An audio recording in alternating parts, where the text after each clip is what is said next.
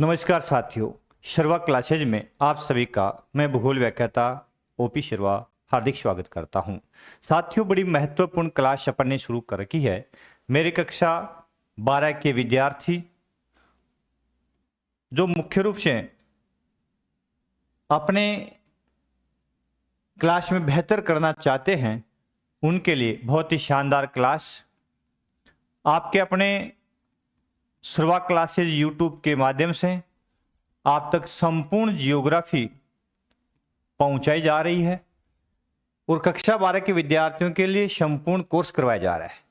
तो सभी साथी जो है आपके अपने शर्वा क्लासेज यूट्यूब चैनल जो है उसको सब्सक्राइब कर लें और बेल आइकन दबा लें ताकि जैसे वीडियो अपलोड होता है तो आपके पास में इसका नोटिफिकेशन आ जाए। मानव भूगोल के मूल सिद्धांत जो है उसमें 5वां अध्याय अपने शुरू कर रखा है, जो अध्याय का नाम है प्राथमिक क्रियाएं। इसी पर विस्तार से अपन चर्चा कर रहे हैं, तो सभी साथी जुड़ें और अपने अन्य साथियों को भी जोड़ें और जो जुड़ चुके हैं वो क्लास को शेयर कर दें। तो शुरू करते हैं आज की क्लास को इन्हीं शब्दों के साथ कि धूप हो या बारिशें, कि धूप हो या बारिशें, जिंदगी कभी रुकती कहाँ है, हर मोड़ पे मिलती है मुश्किलें, हर मोड़ पे मिलती है मुश्किलें, पर उम्मीद फिर भी जवां है। अगर दुख मिलते हैं यहाँ तो, अगर दुख मिलते हैं यहाँ तो खुशियां भी मौजूद यहाँ है। उतार चढ़ाव भरे इस सफर की बस इतनी सी दास्तां है, इतनी सी दास्तां है।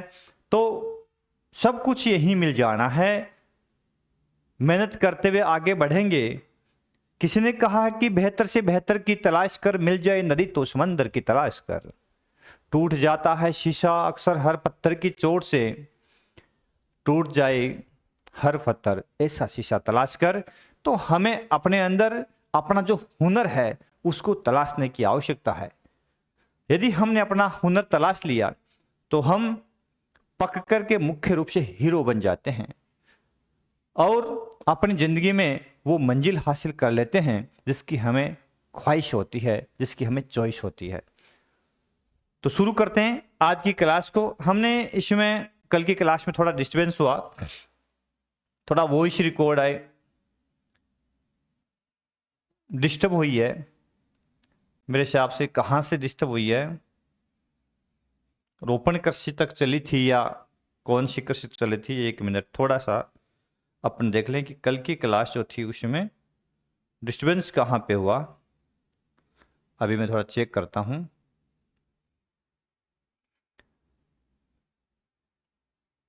तो अपन ने देखा अपनी जो क्लास थी थोड़ी सी डिस्टर्बेंस हुई, उसमें वॉइस नहीं आया था। कहाँ से?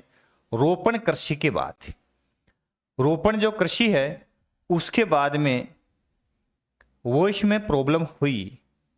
तो पुनः शुरू करते हैं, रोपण कृषि से ही अपन देख लेते हैं। यहाँ काफी बच्चों को थोड़ी दिक्कतें आएगी क्योंकि इसमें वॉइस रिकॉर्ड नहीं हुआ था। चलो आज पुनः उसको अपन शुरू कर देते हैं, कोई बड़ी बात नहीं है, हो जाता है, टेक्निकल एरर है, हम उसको इरेज कर लेंगे, है ना। तो रोपण कृषि मुख्य रूप से क्या है? तो रोपण कृषि में मुख्य रूप से वो फसलें, एकल फसलें बोई जाती है।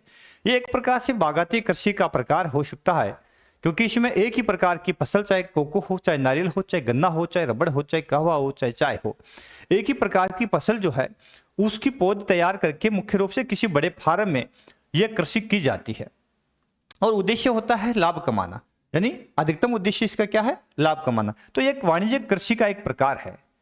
मुख्य रूप से किस कृषि का प्रकार है? वाणिज्यिक कृषि का एक प्रकार है क्योंकि इसके अंदर इस कृषि से अधिक लाभ कमाने का हमारा उद्देश्य होता है। ठीक है, तो देखिए रोपण कृषि, कृषि का वह प्रकार जिसमें किसी बड़े क्षेत्र में, कृषि का क्षेत्र कौन कितना होता है? बड़ा होता है। बड़े क्षेत्र में एक विशेष प्रकार की फसल, अब फसल एक ही होती है, चाहे आप नारियल की कर लो खेती, चाहे कहवा कर लो, चाहे चाय कर लो, कॉफी कर लो, एक ही प्रकार की फसल को व्यापारिक उद्देश्य के लिए उगाया जाता है। बात कौन सी आ गई? व्यापारिक उद्देश्य के लिए, वाणिज्यिक उपयोग इसका मुख्य रूप से होता है। इसमें मुख्य रूप से फसलें जो बोई जाती है, गन्ना, कॉफी, कोको, नारियल, रबड़, केले और अनानास आदि की कृषि मुख्य रूप से है की जाती है। या फलों की कृषि भी अपन देख सकते हैं कि इसी कृषि का एक प्रकार होता है ना। तो रोपण कृषि,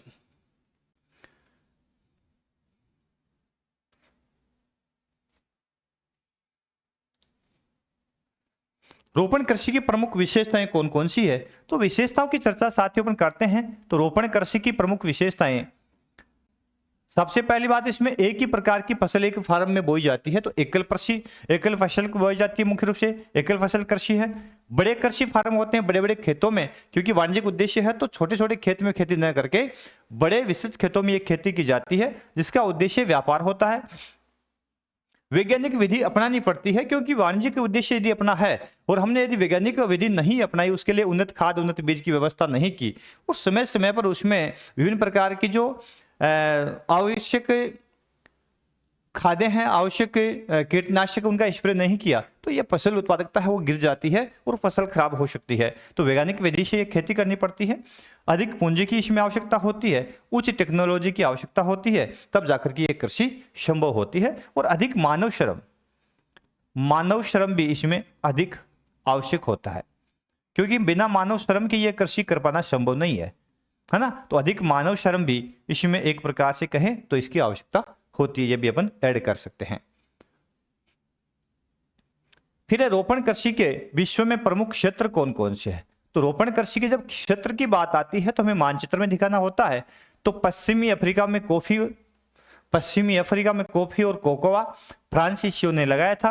अंग्रेजों द्वारा भारत और लंका में चाय के बागान लगाए, मलेशिया में रबड़ के बागान लगाए, पश्चिमी द्वीपों में गन्ना, केले और आदि के बागान लगाए, और ब्राजील के अंदर कॉफी के बागान जो मुख्य रूप से क्या कहलाते हैं, फेजेंडा कहलाते हैं। ये प्रश्न बहुत बार पूछा गया है कि फेजेंडा से आप क्या समझते हैं। तो ब्राजील में कॉफी के बागानों को फेजेंडा कहा जाता है। ठीक है, तो विश्व में कहां कहां ये कृषि मुख्य रूप से की गई, बागायती कृषि, ये उपनिवेशन काल में मुख्य रूप से ये बागान है वो लगाए गए थे।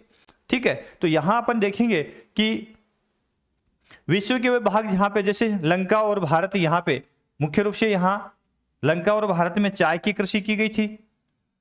ये लंका यहाँ पे और ये भारत, तो यहाँ मुख्य रूप से चाय उगाई गई थी, है ना। ये मलेशिया सिंगापुर वाला जो मलेशिया वाला जो क्षेत्र मुख्य रूप से है, यहाँ पे रबड़ के बागान लगाए गए थे। ठीक है ना। तो ये पश्चिमी द्वीप समूह यहाँ पे है, तो यहाँ पे कोको और नारियल के मुख्य रूप से केले के बागान है लगाए गए थे। ठीक है, ये पश्चिमी अफ्रीका मुख्य रूप से है, तो अफ्रीका का पश्चिमी भाग जो है यहां पर भी मुख्य रूप से कोको के बागान है। यह जब अपना ब्राजील मुख्य रूप से है, तो ब्राजील में यहां मुख्य रूप से कौन से बागान लगाए गए, कॉफी के बागान लगाए गए थे, है ना, जिसको क्या कहा था, फेजेंडा कहा था, फेजेंडा। तो इस प्रकार से यह कृषि मुख्य रूप से जिन भागों में की गई थी, उपनिवेशन काल में जो विदेशी शक्तियां थी, मुख्य रूप से यूरोपीय शक्तियां, फ्रांस है, ब्रिटेन है, ठीक है ना, पुर्तगाल है, स्पेन है, इन्होंने विश्व, अमेरिका भी आगे उसमें जाकर के उसने विभिन्न क्षेत्रों को अपना उपनिवेश बनाया था। तो इन्होंने विश्व के विभिन्न भागों में बागायती कृषि को प्रोत्साहन दिया था और उद्देश्य था अधिक से अधिक लाभ कमाना। ठीक है, अब देखते हैं अगली कृषि का प्रकार, विस्तृत वाणिज्य अनाज कृषि। विस्तृत वाणिज्य अनाज कृषि, तो उद्देश्य क्या है, लिखा क्या है, विस्तृत वाणिज्य है, व्यापारिक उद्देश्य के लिए की जाती है। और किसकी खेती की जाती है, अनाज, तो इसमें खाद्यान्न बोए जाते हैं मुख्य रूप से। ठीक है ना, विस्तृत वाणिज्य अनाज कृषि ये कहां होती है, तो मध्य अक्षांशों के आंतरिक भागों में यह कृषि मुख्य रूप से की जाती है। पूछ ले, विस्तृत वाणिज्य अनाज कृषि के प्रमुख क्षेत्र है उच्च अक्षांश, निम्न अक्षांश, मध्य अक्षांश के आंतरिक भाग या मध्य अक्षांश के बाहरी क्षेत्र या सीमावर्ती क्षेत्र। तो मध्य अक्षांश के आंतरिक भागों में मुख्य रूप से कृषि है की जाती है। इसमें बोया जाने वाला प्रमुख खाद्यान्न जो है वो गेहूं, यानी सर्वाधिक इसमें क्या बोया जाता है, गेहूं बोया जाता है। उद्देश्य अनाज बोया जाता है और खाद्यान्न की आपूर्ति के लिए बोया जाता है और अधिक से अधिक लाभ कमाना इसका उद्देश्य होता है। खेतों का आकार इसमें बड़ा रखा जाता है, जहां पर भी वाणिज्यिक नाम आता है तो खेत का आकार बड़ा होगा, जोत का आकार बड़ा होगा, क्योंकि व्यापारिक उद्देश्य के लिए यदि खेती करते हैं तो छोटे खेत में अलग कृषि होती है, उसमें वैज्ञानिक विधि भी लगानी होती है, उन्नत खाद भी लाते हैं, उन्नत बीज भी लाते हैं, सिंचाई पत्ती पे अपनाते हैं, तो आदि आदि के लिए बड़ा खेत होना अति आवश्यक होता है। तो छोटे जो खेत होते हैं वो अलाभदायक सिद्ध होते हैं। कृषि कार्य यंत्रों द्वारा होता है, क्योंकि मानव श्रम इसमें पूर्णतः खेती करने में सक्षम नहीं होता, तो यंत्रों का उपयोग अधिक से अधिक किया जाता है बड़े फार्मों में। प्रति एकड़ उत्पादन कम होता है, प्रति एकड़ उत्पादन कम होता है क्योंकि बड़े फार्म है तो प्रति एकड़ उत्पादन कम होता है, प्रति व्यक्ति उत्पादन ज्यादा होता है। क्यों? कारण है कि अधिक जनसंख्या की आपूर्ति के लिए अधिक जनसंख्या वाले क्षेत्रों में ये कृषि की जाती है, तो परिवार के सभी लोग इस खेत में काम करने के लिए लगे होते हैं, इसलिए प्रति व्यक्ति उत्पादन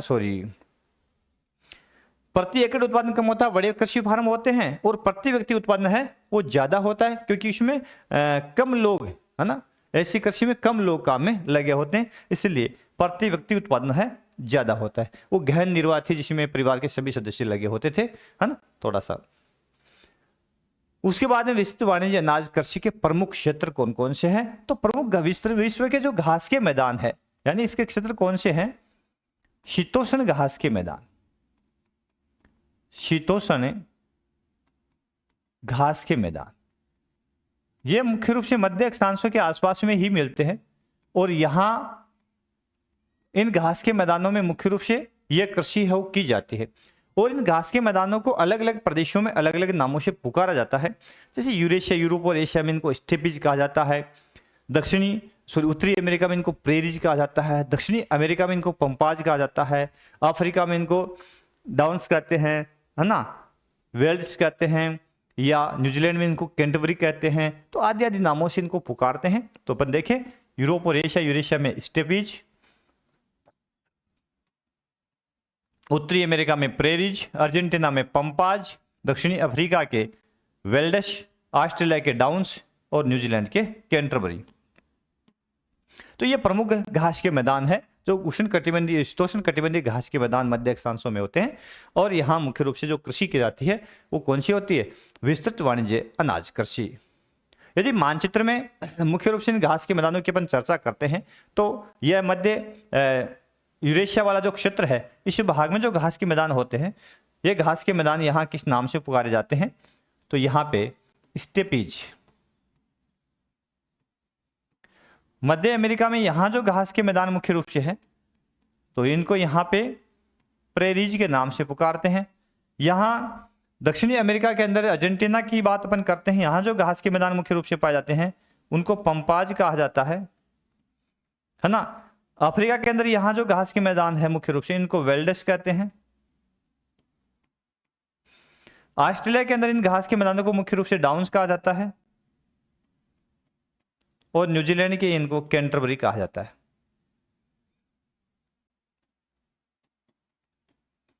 तो ये जो शीतोष्ण कटिबंधीय घास के मैदान है उसमें मुख्य रूप से ये विस्तृत वाणिज्य अनाज कृषि हो की जाती है। तो मानचित्र में आपको दिखाना हो तो थोड़ी सी इनकी लोकेशन अवस्थिति है उसका आपको पता होना जरूरी है।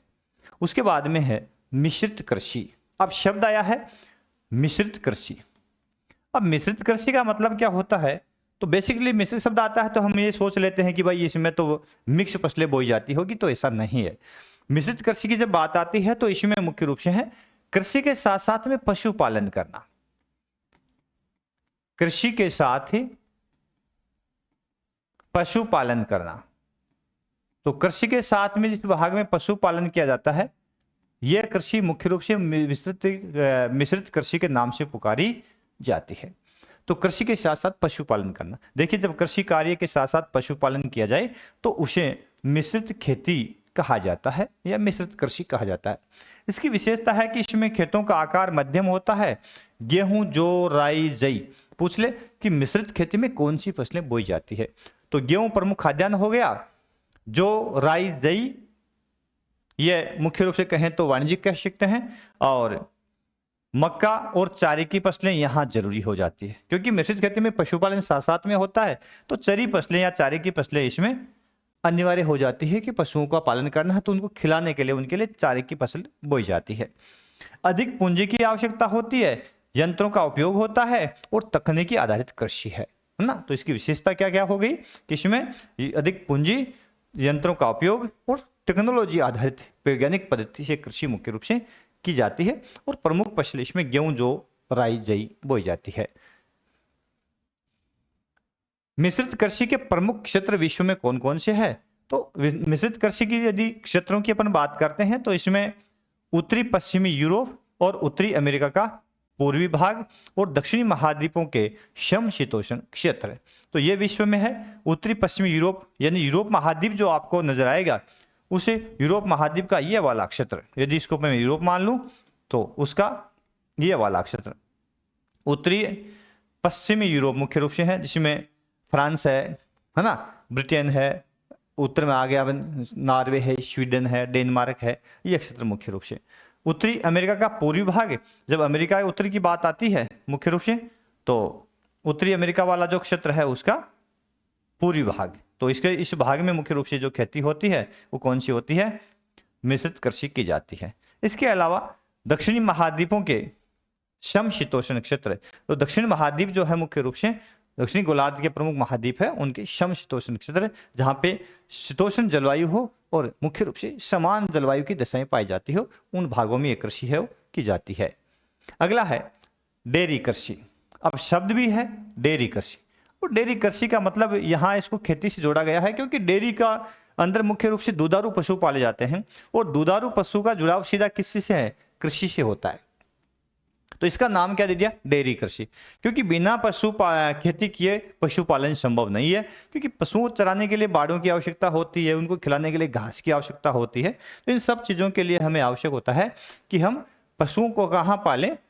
खेतों में। तो खेतों के लिए यदि वो दुधारू पशु पालते हैं तो मुख्य रूप से डेयरी कृषि का कनेक्शन सीधा किससे हो जाता है?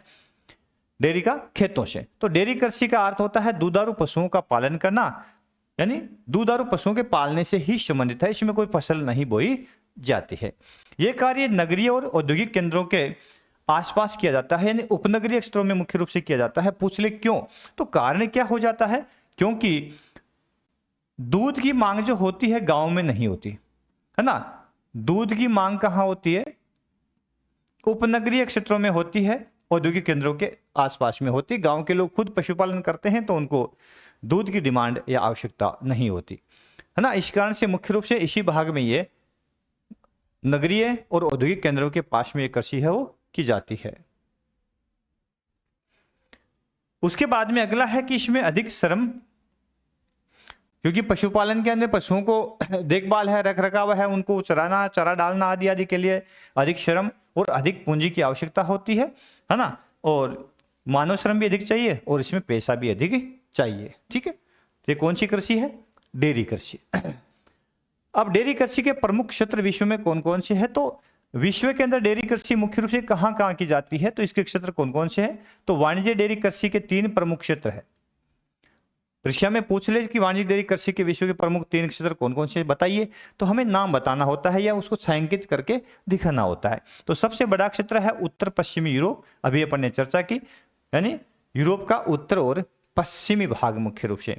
दूसरा आ गया अपना कनाडा, ठीक है, और तीसरा आ गया अपना न्यूजीलैंड, दक्षिणी पूर्वी ऑस्ट्रेलिया और तस्मानिया ऑस्ट्रेलिया के एक प्रांत है। तो ये मुख्य रूप से है किसके? डेयरी कृषि के प्रमुख क्षेत्र। मानचित्र में इनको देखें तो हमें नजर आ जाएगा कि कौन कौन से क्षेत्र मुख्य रूप से है। तो ये यूरोप का ये वाला क्षेत्र आ गया उत्तर पश्चिमी यूरोप,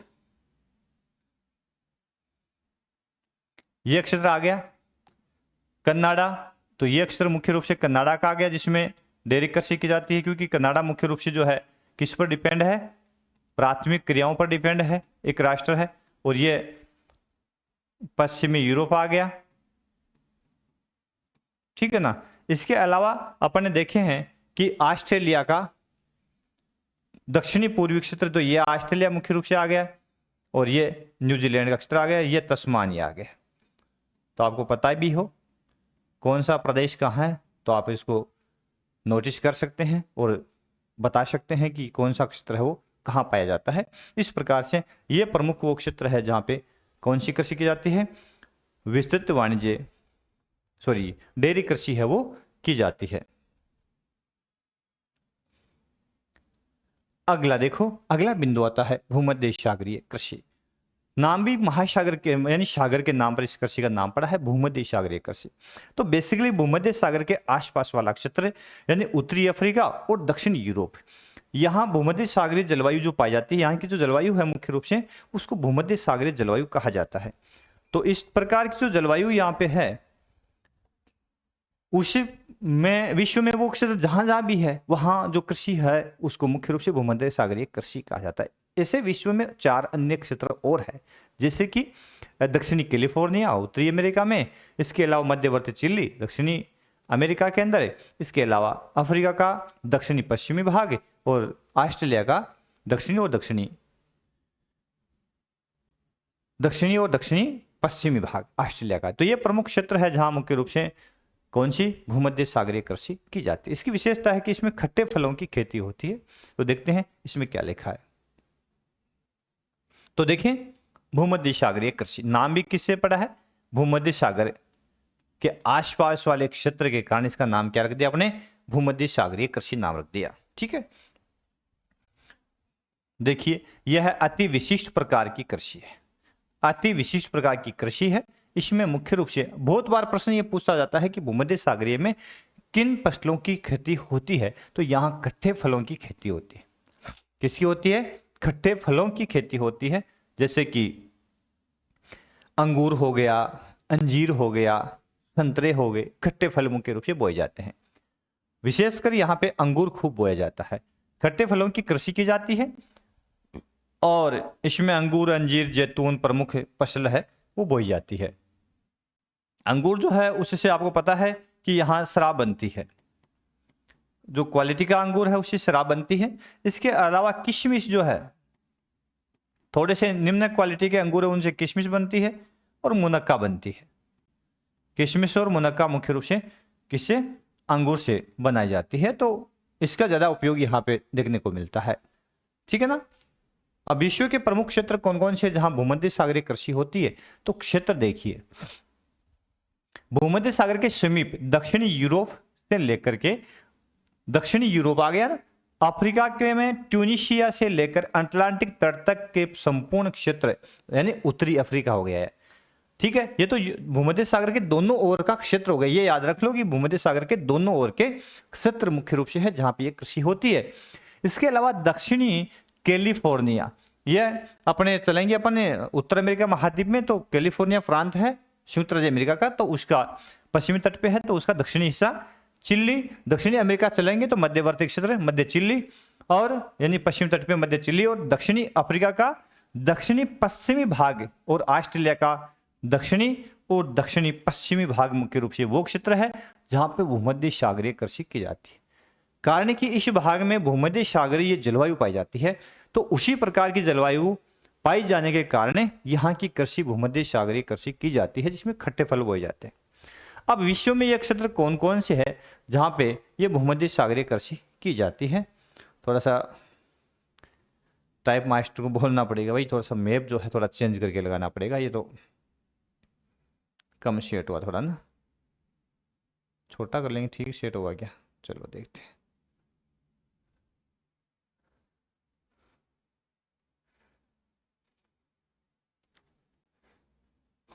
चलो जो भी है, अब देखिए इसमें प्रमुख क्षेत्र कौन कौन से है भूमध्य सागरीय कृषि के। तो अपन ने देखा ये तो हो गया दक्षिणी यूरोप,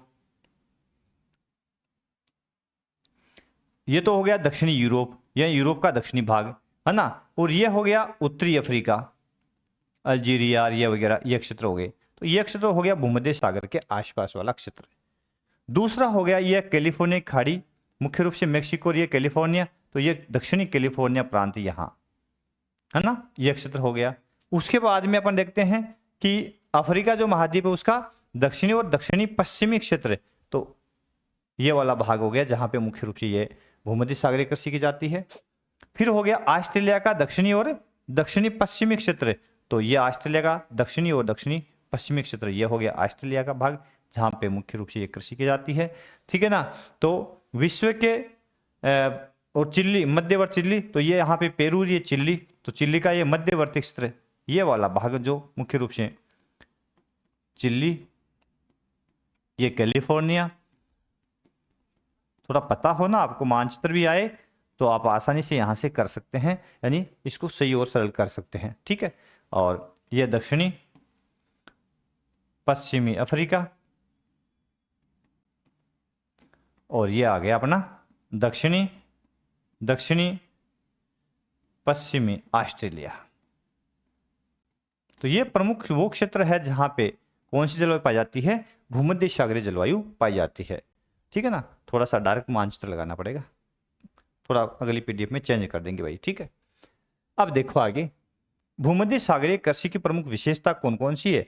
तो विशेषता में अपन ने देखा है कि यहाँ कृषि जो मुख्य रूप से है खट्टे फलों की, अंगूर की कृषि होती है, यहाँ पे खट्टे फलों की कृषि होती है जिसमें अंजीर है, जैतून है आदि बोए जाते हैं। और अंगूरों में उच्च गुणवत्ता वाले जो अंगूर है उनसे यहाँ मदिरा बनाई जाती है, ये इसकी विशेषता है। और अंगूरों में थोड़ा सा उनकी क्वालिटी डाउन आती है तो उनसे मुनक्का और किशमिश तैयार की जाती है। ठीक है, तो खट्टे फलों की खेती इसकी बड़ी विशेषता है। यहां से ये प्रश्न आए तो इस रूप में आ सकता है। उसके बाद में अपन देखिए बाजार के लिए सब्जी एवं उद्यान कृषि। अगला प्रकार कौन सा है, बाजार के लिए सब्जी और उद्यान कृषि। देखते हैं, एक फोन अटेंड करते हैं। तो अगली कृषि पर देखते हैं बाजार के लिए सब्जी और उद्यान कृषि। अब बात यहाँ पे आई है कि बाजार के लिए सब्जी, इसका मतलब ये भी कहाँ मिलेगी, उपनगरीय क्षेत्रों में मुख्य रूप से फल सब्जियां बोई जाती है। जो नगर होता है ना, ये मुख्य रूप से जो प्रधान नगर है, तो उसके आसपास वाला ये जो ग्रामीण क्षेत्र है, इस ग्रामीण को हमें उपनगरीय क्षेत्र कह सकते हैं, है ना। या यह एक प्रकार का वो ग्रामीण क्षेत्र है जो मुख्य रूप से यहाँ पे किसकी खेती करता है, फल सब्जियों की खेती करता है। और ये फल सब्जियां यहाँ से मुख्य रूप से कहाँ पहुँचती है, नगरों के अंदर पहुँचाते हैं। और ट्रांसपोर्टेशन से ये क्षेत्र है, यानी यहाँ पे यातायात की अच्छी सुविधा होती है, क्योंकि यातायात की अच्छी सुविधा से ये मुख्य रूप से ये केंद्र जो है ना, ये जुड़े होते हैं नगरीय केंद्र से। तो यहाँ से फल सब्जियां जो उगाई जाती है वो सीधे नगरों में पहुँचती है और नगरों में इनकी खपत होती है। तो बाजार के लिए सब्जी और उद्यान कृषि। अब फल सब्जियों के उद्यान, बागाती कृषि कहें या उद्यान कृषि कहें, क्योंकि एक ही प्रकार की सब्जी यदि उगाई जाती है तो एक प्रकार से वो बागानी कृषि कहनी, एक बागान का सा प्रकार हो जाता है। और इसमें फूलों का उत्पादन भी होता है, यानी उद्यान कृषि के अंदर मुख्य रूप से पुष्प वो भी तैयार किए जाते हैं, पुष्पों की खेती भी हो जाती है। और इनकी आवश्यकता डिमांड भी कहाँ रखती है, मुख्य रूप से नगरों में रहती है। तो देखिए क्या लिखा है इसमें, इस प्रकार की कृषि। शानदार नोट्स बनाए साथियों मैंने आपके लिए। तो थोड़ा सा उन मेरे 12वीं क्लास के जो विद्यार्थी है उन तक पहुंचाने का कष्ट अवश्य करें, ताकि उनके कई बार तो कई ऐसे विद्यालय जहां पे स्टाफ की कमी होती है ना, कई ऐसे जिले हैं, डिस्ट्रिक्ट है जहां पे सीनियर स्टाफ नहीं है, हाँ, तो उन विद्यालयों के विद्यार्थियों के लिए अच्छा एक सुनहरा अवसर है कि वो अपनी तैयारी कर सकते हैं। और कई विद्यार्थी हैं जो रिवीजन करना चाहें तो उनके लिए भी घर बैठे रिवीजन का सुनहरा अवसर है। तो आप उस क्लास को है अपने 12वीं क्लास के जो विद्यार्थी है उन तक अवश्य पहुंचाने का कष्ट करें। तो इस प्रकार कृषि के लिए अधिक मुद्रा देने वाली फसलें इसमें बोई जाती है, मुख्य रूप से अधिक मुद्रा देने वाली फसलें बोई जाती है, नकदी मिलती है इनसे, तो वो फसलें मुख्य रूप से इसमें सब्जियां, ठीक है, फल और पुष्प उगाए जाते हैं। सब्जियां, फल और पुष्प। सब्जियों की डेली मंडी के अंदर इस उपनगरीय स्तर से यहाँ से ट्रकों में लाद करके उन सब्जियों को मुख्य रूप से कहाँ बेचते हैं, नगरीय क्षेत्रों में बेचते हैं। तो इसका नाम एक दूसरा और पड़ जाता है, इसको ट्रक फार्मिंग भी कहते हैं, है ना। इसका नाम ट्रक फार्मिंग या ट्रक कृषि भी इसका नाम रख दिया जाता है। तो ट्रक कृषि नाम क्यों पड़ा, तो वही कारण है कि एक गाड़ी के अंदर भर करके मुख्य रूप से ये जो फल सब्जियां हैं ये एक गाड़ी के अंदर भर करके और इसमें मुख्य रूप से फल सब्जियां जो भी है इसमें लाद करके और यहाँ से सीधी ये गाड़ी कहाँ पहुँचती है, एक नगर में पहुँचती है ना। और नगर में ये सप्लाई करती है, परिवहन सुविधा यहाँ पे अच्छी होती है। तो ये एक नाइट में ये दूरी मुख्य रूप से तय कर लेता है गाड़ी और नगर में अपने सामान को लेकर के पहुँच जाता है। तो ट्रकों के माध्यम से इस फल सब्जियों को नगरों तक पहुंचाने के कारण इस कृषि का नाम ट्रक कृषि भी रख दिया जाता है। और सबसे पहले यह शुभारंभ होता है वो अमेरिका में होता है। सबसे पहले ट्रक फार्मिंग का जो शुभारंभ होता है अमेरिका में होता है ना। और यहीं से इसका नाम ट्रक कृषि है वो पड़ता है, ठीक है। तो इसको ट्रक फार्मिंग भी कहा जाता है। आगे लिखा है, नोट्स बना दिया है मैंने। देखो विशेषताएं, खेत का आकार इसमें छोटा होता है, गहन श्रम, भाई मेहनत ज्यादा, फल सब्जियां उगानी है तो फल सब्जियों को बीनना है, इकट्ठा करना है ना। उसमें अधिक गहन मानव श्रम की आवश्यकता होती है, अधिक पूंजी की आवश्यकता होती है, क्योंकि उन्नत बीज और उन्नत खाद के बिना आजकल फल सब्जियां होती नहीं है। अच्छे उर्वरक चाहिए, उन्नत किस्म के बीज इसमें चाहिए, कीटनाशी चाहिए, क्योंकि विभिन्न प्रकार के कीटनाशक यदि कीटाणु लग जाते हैं सब्जियों को, फलों को, तो अगर यदि स्प्रे नहीं करते हैं तो उनको बचा पाना मुश्किल है ना। और हरित गृह व शीत क्षेत्र के लिए ताप का उपयोग भी मुख्य रूप से किया जाता है। तो ऐसे क्षेत्र, हरित गृह क्षेत्र वो है जैसे कि उच्च अक्षांशों पर मुख्य रूप से जो काफी ठंड जहाँ पे होती है ना, तो वहाँ पे वहाँ का तापमान बढ़ाने के लिए ग्रीन हाउस बनाए जाते हैं ताकि सौर विकिरण जो है उसके अंदर प्रवेश कर सके और पार्थिव विकिरण वापस नहीं निकल सके, तो वहाँ पे उष्ण कटिबंधीय फल सब्जियां हैं उनको उगाई जा सके। ठीक है, तो ये और जो उष्ण क्षेत्र है उनको थोड़ा सा ठंडा रखने के लिए शीत क्षेत्र है उनकी स्थापना भी करनी पड़ती है। तो मुख्य रूप से इसमें थोड़ी सी अधिक पूंजी की आवश्यकता रहती है और थोड़ी टेक्निकली कृषि मुख्य रूप से है। कौन सी? उद्यान बाजार के लिए फल सब्जियों की खेती। अब इसके क्षेत्र कौन कौन से मुख्य रूप से? तो इसके क्षेत्र मुख्य रूप से उत्तरी पश्चिमी यूरोप, संयुक्त राज्य अमेरिका का पूर्वी भाग, भूमध्य सागरीय प्रदेश। तो यूरोप हो गया, पूरा भूमध्य सागरीय प्रदेश हो गया, यूरोप का दक्षिणी हिस्सा आ जाएगा इसमें, और उत्तरी पश्चिमी यूरोप आ गया पूरा पूरा, जिसमें फ्रांस है, स्पेन है, पुर्तगाल है ना, ये पूरा शामिल है इसके अंदर, ब्रिटेन है। संयुक्त राज्य अमेरिका का पूर्वी हिस्सा, क्योंकि संयुक्त राज्य अमेरिका का पूर्वी हिस्सा ही सघन आबाद है, वहीं अधिक जनसंख्या मुख्य रूप से पाई जाती है। तो न्यूयॉर्क है, वाशिंगटन डीसी है, तो उसी भाग में है। तो इस भाग में ये फल सब्जियां है वो अधिक देखने को मिलती है। नीदरलैंड पुष्प उत्पादन में विशिष्टीकरण रखता है। फूलों के उत्पादन में कौन सा देश विशिष्ट है? तो नीदरलैंड यूरोप का देश है जो किसमें? पुष्प उत्पादन में विशिष्ट स्थान रखता है, यानी विशिष्टीकरण लिए हुए हैं। ठीक है, अगला बिंदु, एक शब्द आता है ट्यूलिप। तो ट्यूलिप एक प्रकार की क्या है? फूलों की प्रजाति है या किस्म है। ट्यूलिप क्या है प्रश्न पूछ ले तो उत्तर आप दे दोगे आराम से कि एक फूलों की प्रजाति है। फिर मैंने अभी बता दिया आपको ट्रक फार्मिंग भी कहते हैं इसको, या ट्रक कृषि भी कहते हैं। तो ट्रक फार्म वह बाजार के मध्य दूरी को एक ट्रक द्वारा रात भर में तय करता है और इसी आधार पर इस कृषि का नाम क्या रख दिया? ट्रक फार्मिंग कृषि भी कहा जाता है, उद्यान और फल सब्जियों की कृषि को। ठीक है, और इसके क्षेत्र आपको बताया मैंने, ये पूर्वी संयुक्त राज्य अमेरिका मुख्य रूप से यहाँ कृषि होती है, और ये पश्चिमी यूरोप वाला क्षेत्र जहाँ पे ये कृषि मुख्य रूप से पश्चिमी यूरोप और पूर्वी अमेरिका। ठीक है, और भूमध्य सागर के आसपास वाला क्षेत्र, तो ये दक्षिणी यूरोप, यहाँ पे भी ये कृषि मुख्य रूप से की जाती है। ठीक है, ये प्रमुख इसके क्षेत्र हो जाते हैं। उसके बाद में अगला बिंदु आता है, उसका नाम है कारखाना कृषि।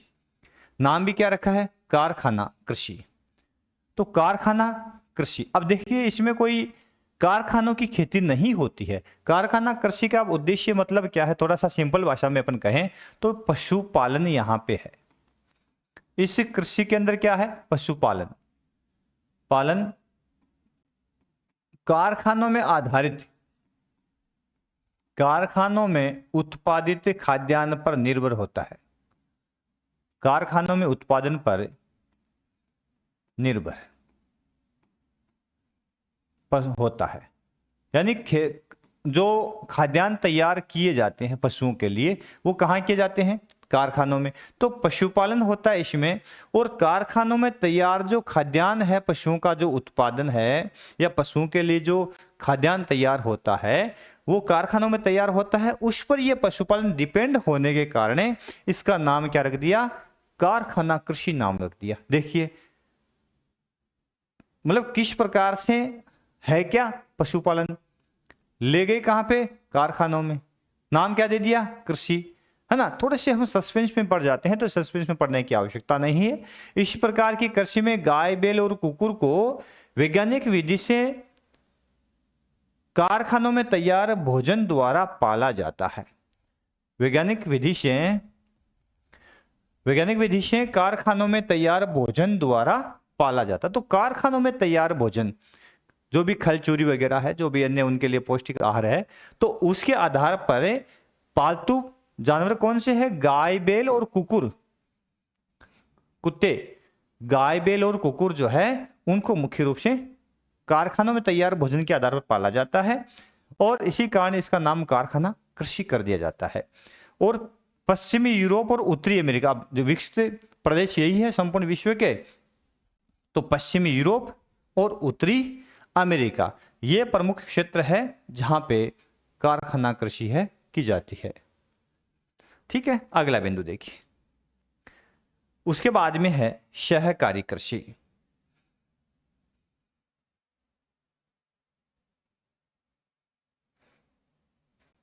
इसमें पूरा एक कर देते हैं इसको ना। अगला है सहकारी कृषि। अब सहकारी कृषि की बात आती है तो सहकारी कृषि क्या है, तो चर्चा करते हैं सहकारी कृषि के बारे में। तो अगला प्रकार है अपना सहकारी कृषि। अब नाम लिखा है सहकारी कृषि, तो ये जो खेती है यूरोप के अंदर मुख्य रूप से की गई थी, है ना। यूरोप में इसका विकास होता है मुख्य रूप से, और किसान जो है वो मुख्य रूप से एक समूह बनाते हैं, सहकारी समूह, क्योंकि एक किसान जो है एक सहकारी समूह बनाते हैं, और सहकारी समूह बना करके ये कृषि मुख्य रूप से की जाती है।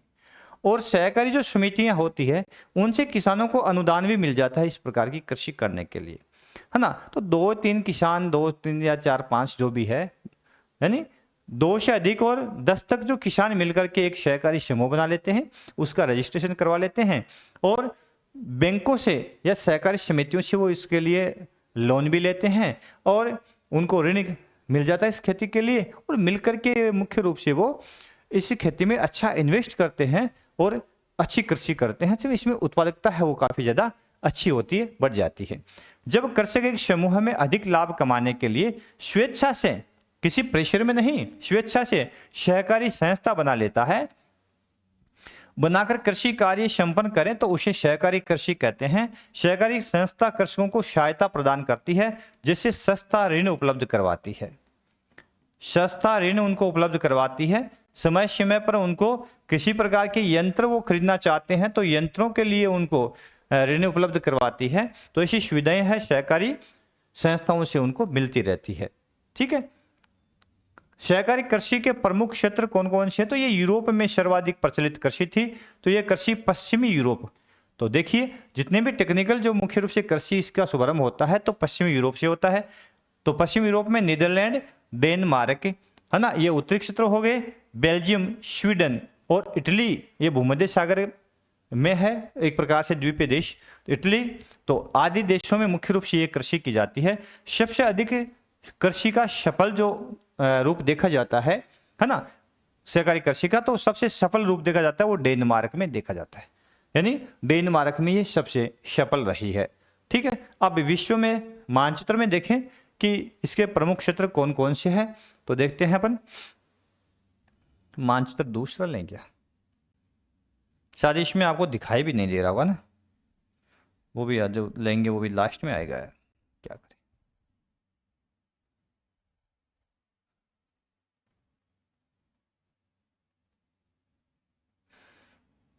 चलो दूसरा मानचित्र देख लेते हैं, एक बार इंपोर्ट करता हूं मैं।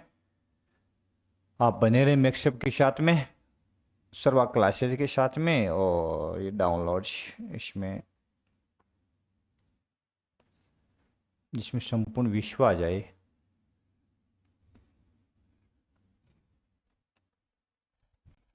ये पीडीएफ में लेने के कारण ये लास्ट में खुलता है, समस्या ये है इसकी, लास्ट में खुलेगा एकदम से एंड में, है ना। अब देखो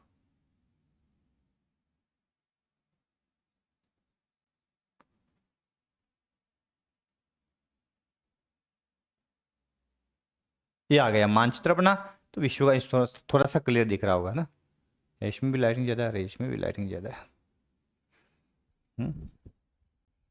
इसमें भी लाइटिंग ज़्यादा है, ऐसे भी नहीं काम चलेगा।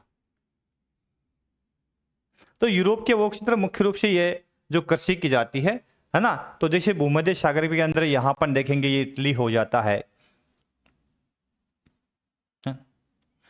एक बार तो इसमें देखना पड़ेगा, ये अपना इटली हो जाता है मुख्य रूप से, है ना। ये स्वीडन हो जाता है, नॉर्वे है, स्वीडन है ना। तो ये क्षेत्र मुख्य रूप से, यहाँ पे ये डेनमार्क हो जाता है, तो ये प्रमुख क्षेत्र है ना। यहाँ बेल्जियम हो जाता है, तो यहाँ पे बेल्जियम हो जाता है। तो ये यूरोप के वो क्षेत्र है मुख्य रूप से जहाँ पर कौन सी कृषि है वो की जाती है, जिसकी चर्चा अपन कर रहे हैं, सहकारी कृषि। ठीक है, वापिस बैग चलना पड़ेगा। अब है सामूहिक कृषि। अब दूसरा प्रकार आता है सहकारी कृषि के बाद में सामूहिक कृषि। नाम भी सामूहिक कृषि है। तो इसमें किसान क्या करते हैं, स्वेच्छा से 4-5 किसान जो है वो सामूहिक रूप से, वैसे जो जमीन देते हैं वो सरकार के अधीन ही वो रखते हैं। अपने लिए मुख्य रूप से एक छोटा सा खेत रखते हैं जिसमें अपने खुद की उधर पूर्ति के लिए उसमें अनाज बो दे। बाकी संपूर्ण खेती है उसको सामूहिक रूप से खेत बना करके और उसमें अच्छा इन्वेस्ट करके ये कृषि है वो की जाती है। इसका शुभारंभ सोवियत संघ रूस से होता है। तो इस कृषि का प्रारंभ सोवियत संघ रूस से हुआ था। सोवियत संघ रूस, उस समय सोवियत 1991 से पहले सोवियत संघ था जिसमें 15 देशों का मुख्य रूप से समूह था। लेकिन CIS जो 12 देशों का समूह है उसे 1991 विघटन के बाद में अलग हो जाता है ना। तो जिसमें कजाकिस्तान है, तुर्कमेनिस्तान है या भाई अजरबैजान है, ये जो जितने भी इसके पड़ोसी देश है वो अलग हुए हैं 1991 में, है ना। सोवियत संघ का विघटन हुआ था उसके बाद में। तो उससे पहले एक कृषि सोवियत संघ में प्रारंभ होता है उसका, जिसमें उत्पादन के साधनों का स्वामित्व संपूर्ण समाज का होता है यानी सरकार का होता है। उत्पादन का यानी सरकार के अधीन रह करके मुख्य रूप से ये कृषि करते। संपूर्ण समाज का मतलब है अपने खेतों का स्वामित्व सरकार के अधीन देख करके मुख्य रूप से इस प्रकार की खेती की जाती है। और किसान अपने लिए अपनी उदर पूर्ति के लिए एक छोटा सा खेत रखता है ना। सामूहिक कृषि सामूहिक श्रम पर आधारित है। सब मिलकर के इस कृषि में अपना योगदान देते हैं और देश के अंदर खाद्यान्नों की आपूर्ति और अधिक फसल उत्पादन के लिए कृषि की जाती है। इस कृषि को मुख्य रूप से सोवियत संघ के अंदर कोल खोज कहा जाता था। यह प्रश्न बहुत बार पूछा गया प्रश्न है कि कोल खोज किसे कहते हैं, है ना। तो सोवियत संघ में सामूहिक जो कृषि है उसको कोल खोज के नाम से जाना जाता है। बहुत बार पूछा गया प्रश्न है कि कोल खोज किसे कहते हैं, है ना। तो सामूहिक कृषि का क्या नाम है सोवियत संघ में, कोल खोज। उसके बाद में आता है अगली प्राथमिक क्रिया, उसका नाम है खनन। खनन का बेसिक से अर्थ अपन लेते हैं तो जमीन से खनिज पदार्थों को खोद करके बाहर निकालने की जो क्रिया है उसको खनन के नाम से पुकारते हैं। बेसिक्स यही है। इसके मुख्य रूप से खनन को प्रभावित करने वाले कारक की चर्चा करते हैं। भी खनन को प्रभावित करने वाले कारक क्या सभी जगह अपन खान खोदना शुरू कर देते? नहीं, ऐसा तो नहीं है ना कि सब जगह अपन खान खोदना शुरू कर दे तो कहाँ खोदते हैं। तो इसलिए कुछ भौतिक कारक है, कुछ फिजिकल फैक्टर फिजिकल है मुख्य रूप से जो इसे खनन कार्य को प्रभावित करते हैं। यथा खनिज निक्षेप का आकार। किसी प्रदेश में अपन खनन कर रहे हैं तो वहां पे पाया जाने वाला खनिज का जमाव जो है वो कितने आकार का है, कितना बड़ा विस्तृत जमाव वहां पे पाया जाता है। इसके अलावा उसकी श्रेणी क्या है, क्या वो उत्तम क्वालिटी का खनिज है या मध्यम क्वालिटी का है या निम्न श्रेणी का है। जब निम्न श्रेणी का खनिज यदि वहां पे पाया जाता है तो वो अलाभकारी सिद्ध होता है। तो ऐसे क्षेत्र में जो भी देश वहां पे खनन करना चाहेगा वो करेगा नहीं क्योंकि वो अलाभकारी सिद्ध होता है। और उपस्थिति कितनी की है वहां पे, खनिज की उपलब्धता कितनी है ना, आदि आदि। उपस्थिति का मतलब है जैसे कि जो अयस्क होता है जमीन से निकालते हैं जिस रूप में खनिज जो अयस्क निकालते हैं उसमें खनिज की मात्रा की उपस्थिति कितनी है। जैसे तांबा निकलता है तो क्या उस अयस्क के अंदर 50% तांबे की मात्रा है, 70% है या 30% है ना। तो उसके बेस पे है वो खनन कार्य संभव होता है। कुछ आर्थिक कारक है जो खनन को प्रभावित करते हैं। जैसे खनिज की मांग, आसपास के क्षेत्र में जहां खनन कार्य अपने प्रारंभ कर दिया तो वह मांग है तो उसका उपयोगिता है। जैसे अपन पेट्रोल निकालते हैं, आज विश्व भर में पेट्रोल की डिमांड, खनिज तेल की डिमांड है। तो यदि सभी के सभी जो यातायात के साधन है वो यदि सौर ऊर्जा से, पवन ऊर्जा से मुख्य रूप से या इलेक्ट्रिक हो जाए, विद्युत से चलने लगे तो मुख्य रूप से जो प्राकृतिक खनिज तेल है उसकी मांग गिर जाती है। तो क्यों लोग काफी गहराई में गड्ढा खोदेंगे, क्यों इन्वेस्ट करेंगे, क्यों तेल निकालेंगे, तो मांग बड़ी क्षेत्र है।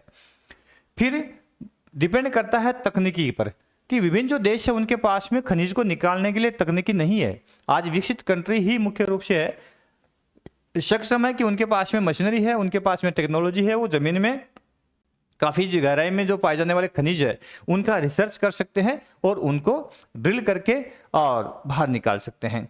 अवसंरचनात्मक विकास किसी देश का कैसा हुआ है यह भी एक महत्वपूर्ण है कि उसका विकास किस प्रकार का है, वो किस श्रेणी का देश है ना, तो ताकि वो खनिज उसको निकालता है या नहीं, आदि आदि।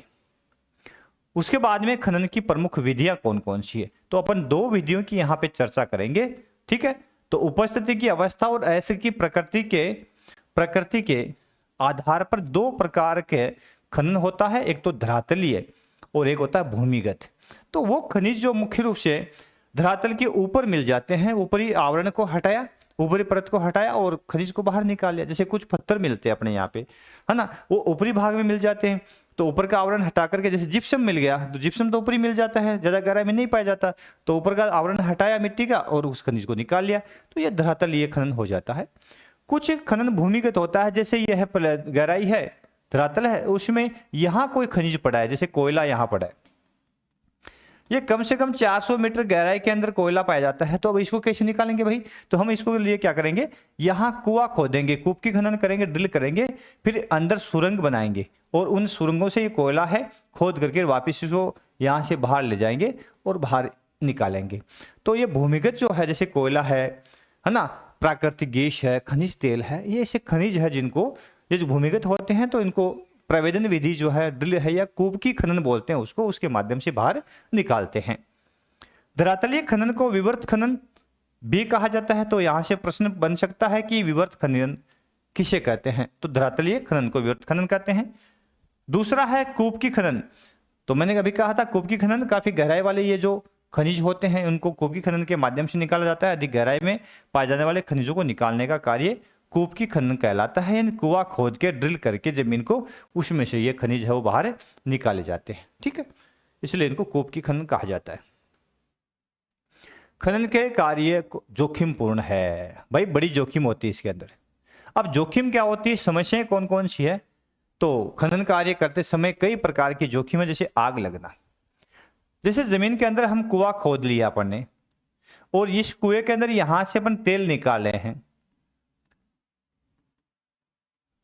ठीक है, मशीनों के माध्यम से तेल बाहर आ रहा है, लेकिन यहां मुख्य रूप से कभी कभार इसके आसपास में यदि किसी प्रकार की आग का संपर्क हो गया तो इस संपूर्ण क्षेत्र में आग लग जाती है, ये एक बड़ा जोखिम है। मान लिया जमीन के अंदर से अपन कोयला निकाल रहे हैं यहां से, अब जहां पे कोयला है उस कोयले के पास में गैस भी तो हो सकती है, प्राकृतिक गैस। अब ये काम तो कौन करता है? एक मजदूर करता है। अब मजदूर यहां से कोयला खोदते खोदते, है ना, मान लिया यहां से गैस, प्राकृतिक गैस निकल गई, कोयले के पास में मिलती है गैस, तो गैस निकल गई, क्योंकि ये भी ज्वलनशील है वो भी ज्वलनशील है, ये भी प्रकार से कहे तो जैविक ईंधन है वो भी जैविक ईंधन है। तो यहां से गैस निकल गई तो उसका रिसाव हो गया, और मान लिया उसने आग पकड़ ली, तो कितना बड़ा जोखिम है। और या मान लेते हैं कि गैस प्राकृतिक निकल के कोई जहरीली गैस का रिसाव हो गया यहाँ पे, तो इस मजदूर को कितना खतरा है। ये दो बात। इसके अलावा तीसरा यह है कि अपन ने खान खोदी और खान खोद ली, खनिज निकालने के लिए इसको, जमीन को अपन ने खाली कर लिया और खाली करके काफी गहराई तक इसको अपन ले गए, इस प्रकार से काफी गहराई तक इसको ले गए। अब मान लेते हैं कि इस प्रदेश में बहुत अच्छी बारिश हो गई और इस बारिश के लिए पानी के निकास की व्यवस्था नहीं थी। अब ये पानी कहाँ चला गया इसमें? तो इसमें सभी जगह पानी का पानी भर गया, तो यहाँ काम करने वाले मजदूर है उनकी हालत कैसी होगी, है ना। तो इस प्रकार से कभी कभार क्या होता है कि हमने जैसे कि खनन कार्य किया और खान खोद ली मुख्य रूप से, तो अब ये सेल है या इसके नीचे से इसको अपने खाली कर दिया और ये सेल टूट करके नीचे गिर जाए तो कितना बड़ा खतरा हो सकता है। तो बहुत सारे खतरे जो मुख्य रूप से है खनन कार्य में देखने को मिलते हैं। बाढ़ से पानी भर जाना, आग लग जाना, जहरीली गैस का रिसाव हो जाना, खान ढह जाना, है ना, यानी ऊपरी खान का ऊपरी हिस्सा है वो नीचे की ओर यदि गिर जाता है, ढह जाता है, तो उससे भी काफी नुकसान हो सकता है। विकसित देश खनन कार्य, प्रसंस्करण और शोधन कार्य से पीछे हट रहे हैं। कारण है कि उनके पास में मानव श्रम कम है, मानव श्रम का अभाव।